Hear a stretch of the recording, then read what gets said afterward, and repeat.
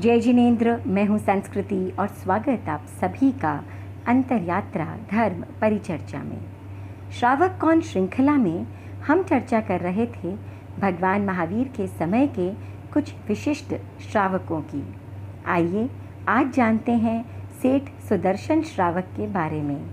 कैसे उनकी निष्ठा और आत्मविश्वास ने बड़ी से बड़ी मुसीबत को धराशायी कर दिया। मगध देश का एक प्रसिद्ध नगर था राजगृह। नगर के बाहर था एक फूलों का बगीचा। बगीचे में मुद्गर पाणी नामक यक्ष का मंदिर था। वहाँ अर्जुन नाम का माली अपनी पत्नी बंधुमती के साथ रहता था। वह यक्ष की पूजा करता और फूल बेचता था। एक दिन अर्जुन यक्ष की पूजा कर रहा था। दूसरी ओर बंधुमती फूल बीन रही थी।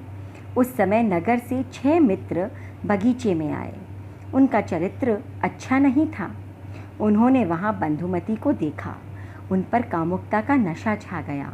उन्होंने अर्जुन को यक्ष की प्रतिमा से बांधा। बंधुमती घबरा गई।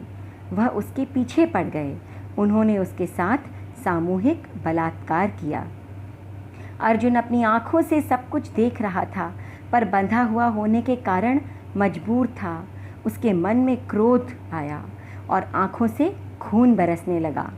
गुस्से में अर्जुन ने यक्ष को आड़े हाथों लिया। उसने चेतावनी देते हुए कहा कि यदि इस नीच घटना का कोई प्रतिकार, कोई रिएक्शन नहीं हुआ तो वह पूरे मंदिर में तोड़ फोड़ कर देगा। अर्जुन की आवेश ने यक्ष को उत्तेजित कर दिया। वह अर्जुन के शरीर में प्रविष्ट हो गया। अर्जुन की शक्ति बढ़ गई। उसने एक झटके से अपने बंधन तोड़ डाले। वह प्रतिमा के हाथ से हथियार मुद्गर को लेकर दौड़ा। उसने मुद्गर के एक एक प्रहार से उन 6 मित्रों और बंधुमती को भी परलोक पहुंचा दिया। फिर भी उसका आवेश शांत नहीं हुआ। वह नगर की ओर दौड़ा। मार्ग में उसे जो भी मिला वह मारा गया। नगर में हाहाकार मच गया। राजा श्रेणिक तक बात पहुंची। राजा ने नगर के द्वार बंद करवा दिए।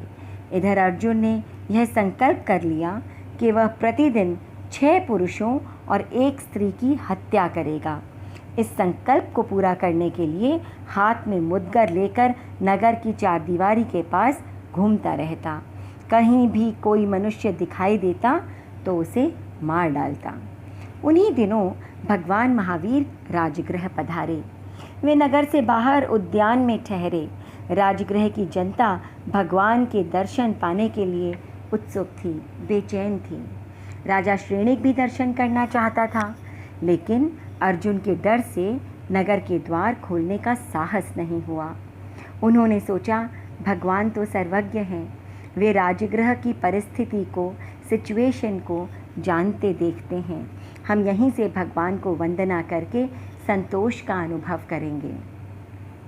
राजगृह में ही सुदर्शन नाम का एक सेठ रहता था। उसने भी भगवान के आगमन के संवाद सुने। उसके मन में भगवान को वंदन नमस्कार करने का भाव जागा। उसने अपने माता पिता से उद्यान में जाने की आज्ञा मांगी। माता पिता बोले, पुत्र, यक्षविष्ट अर्जुन उसी दिशा में है जहाँ भगवान ठहरे हैं, इसीलिए हम तुम्हें वहाँ जाने की अनुमति नहीं दे सकते। तुम यहीं से भगवान को वंदन नमस्कार कर लो। सुदर्शन का मन नहीं माना। वह इस बात के लिए तैयार नहीं हुआ। वह बोला, भगवान यहाँ पधारे और मैं उनके पास ना जाऊँ? यह कैसे संभव हो सकता है? आप मुझे आज्ञा दें, मैं वहीं जाकर दर्शन करूँगा। सुदर्शन के माता पिता उसे नहीं समझा पाए। आखिर उन्होंने उसे जाने की आज्ञा दे दी। सुदर्शन भगवान के प्रवास स्थल की ओर चला। मंदिर के निकट यक्ष रूपी अर्जुन ने सुदर्शन को अपनी ओर आते देखा। वह गुस्से में मुद्गर को उछालता हुआ सुदर्शन की ओर बढ़ा। अर्जुन को आते देखकर भी सुदर्शन घबराया नहीं। वह अभय होकर वहीं खड़ा हो गया। वह सागारी अनशन स्वीकार कर कायोत्सर्ग में स्थिर हो गया। अर्जुन के अंदर घुसे मुद्गर पाणी यक्ष ने मुद्गर को आकाश में उछाला, किंतु सुदर्शन पर उसका कोई प्रभाव नहीं हुआ। सुदर्शन की दृढ़ता के सामने यक्ष खड़ा ही नहीं रह पाया। वह शरीर अर्जुन के शरीर को छोड़कर भाग खड़ा हुआ। यक्ष के जाते ही अर्जुन धड़ाम से गिर पड़ा। सुदर्शन ने उपसर्ग टला हुआ जानकर अपने कायोत्सर्ग को संपन्न किया। कुछ समय बाद अर्जुन जागा और स्वस्थ हुआ। उसने सुदर्शन का परिचय मांगा। सुदर्शन ने सारी बात बताई। जानकर वह भी भगवान महावीर के समवसरण में सुदर्शन के साथ पहुंच गया।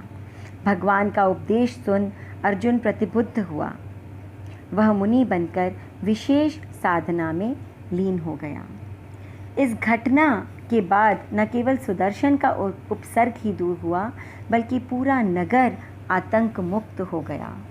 तो ऐसा था सेठ सुदर्शन का आत्मबल, भगवान के प्रति निष्ठा और कायोत्सर्ग का प्रभाव।